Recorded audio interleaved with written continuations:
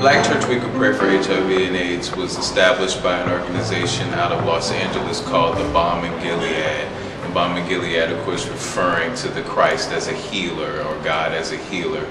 And historically, in the African American community, the Black Church has not embraced the healing and the care of people who are HIV positive.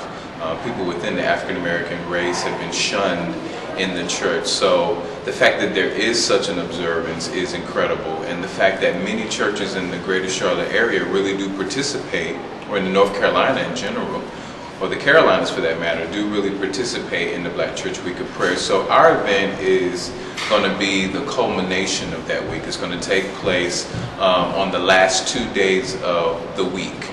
And the week is March 1st through the 7th. And our play is going to be on that Friday and Saturday. So it's very exciting. So out of all the wonderful events that will be going on throughout the week in various churches, our event is that event where all of those congregations can come together and observe the Black Church Week of Prayer. The play, it really deals with AIDS and the family unit in such a way where it makes it realistic, man. The first time reading it, I almost was into tears just in reading the life of this father, mother, the son, the two sons, and then the grandson being my son, Wendal's son, and their relationship and their interaction. And I mean, they don't know that he has AIDS right off, so it's something that he has to disclose kind of, you know, on the slide. He tells his mom first, and his mom tells his dad, and, you know, kind of just trickled down. Bailey is 50-ish-year-old. He has two sons. And whenever you have more than one child, you have to compare. You have like Abel and Cain. You have the good son, the bad son. You have high expectations for both of them. Being a man, you want to raise men. So when he finds out, not only does he find out that he didn't get the HIV through being a junkie, he wanted to believe that so bad, but he got it through sex. And it was same sex. They received this verdict of HIV positive. And he's complex in terms of how he goes through changes of emotions. His character is very colorful, very complex. And that's about all I want to say about him, because he plays a big part in this in terms of how an audience, a regular family, really acts. I don't see what I'm doing as a play. I'm not in a play. I'm in a reenactment of an unfortunate reality. First off, the character Wendal, he is on the down low.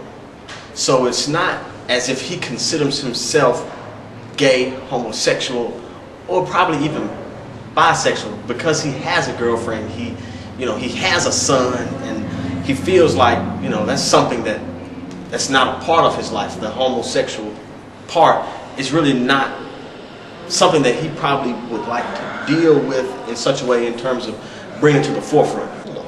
So it could be, you know, it speaks to it in a lot of different ways, I guess, with religion and the whole homosexuality thing, man. It kind of makes me nervous. I hope that it's picked up and taken well by the churches, and that they can see and say, you know what, people really might not want to say they see themselves in these characters, but I'm sure there's going to be someone in there who's going to say, you know, maybe I need to check myself. So that, you know, in that, it is important, and I think it is a needed show to be done here in the city. I think there is a growing sentiment to hate the sinner, well, hate the sin rather, but love the sinner. But even that isn't true. That's not happening, because if that was the case, people who are dying of HIV right before the eyes of fellow congregants in churches, they would do something about that. So I think that the homophobia is the driving force behind the ignorance, behind the lack of care, the lack of concern about those who are dying. Many people think it is a just punishment for being a homosexual, that HIV is God's punishment for being a homosexual. And the Christ dispelled that in his 33 years that he walked on this earth, and 3 years of his ministry. People thought the same thing about lepers during the days of Christ, and Christ would touch those lepers and heal them, which was unlawful during his time. So HIV is like the leprosy of our time, that misunderstood disease that has all kind of social isms attached to it, and the church is going to have to take responsibility. And this week helps them to do that, helps them to think broader about it. Someone knows someone else right now at this point in the stage who has had AIDS and died perhaps of that complication.